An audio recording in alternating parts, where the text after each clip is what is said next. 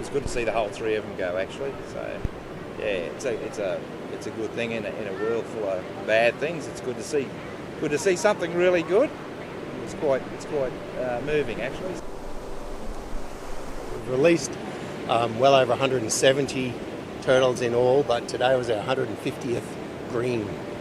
So that's a pretty remarkable milestone. So we're obviously extremely happy with it. It was actually during COVID-19 when we were working from home, and I decided to take my dog for a walk in the middle of the day to get out and get some fresh air, and it was actually on the beach around the other side there, which has got a rocky shelf on it, and I actually walked past the turtle because it was in such a poor state it actually looked like a rock. I didn't take any notice of it. It's just my dog was hung around it and wouldn't come, and she's looking at me, and I said, what have you found? And I went back, and it was the turtle, and he was in a pretty poor state. The guys from Quoin Island came down and took him back to Quoin Island and cleaned him all up and got him going again. So it's quite amazing to actually see him now and release it. It was a pretty good feeling actually.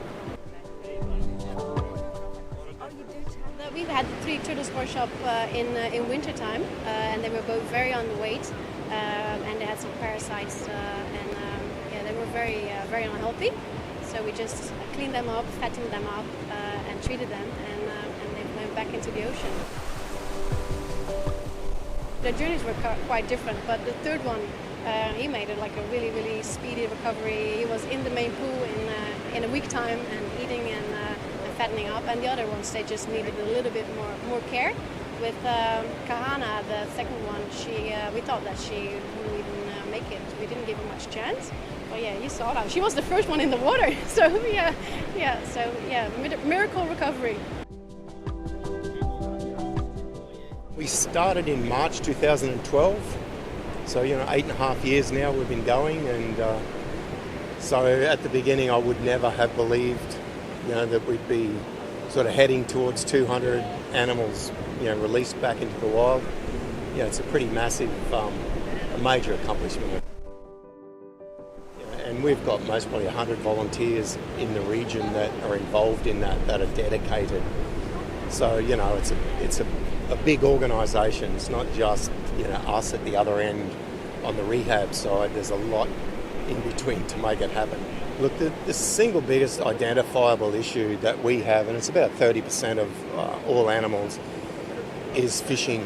That people with broken off fishing lines, crab pots, ingestion of fishing line.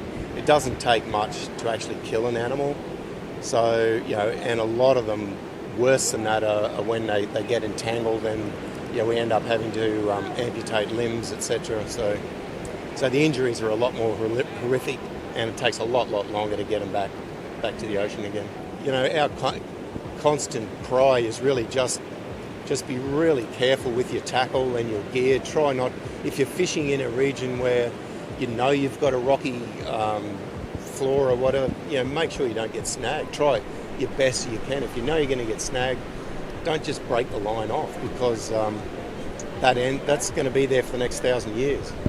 We're strongly advocating for the introduction of biodegradable fishing line. That's going to be the ultimate answer, because our shorelines and our oceans at the moment, our reefs are getting just massacred with fishing tackle, and it's sort of overseen because you can't see the damage that you're leaving behind. So it's pretty much just awareness. We're just calling for people to be aware of what they're doing when they're fishing. As far as boating, I mean, it's just, especially around mating season, where they are up on the surface, especially the adults, they're up and they're very visible. Just keep an eye out and, go slower. Just be careful. But we definitely want to keep saving sea turtles.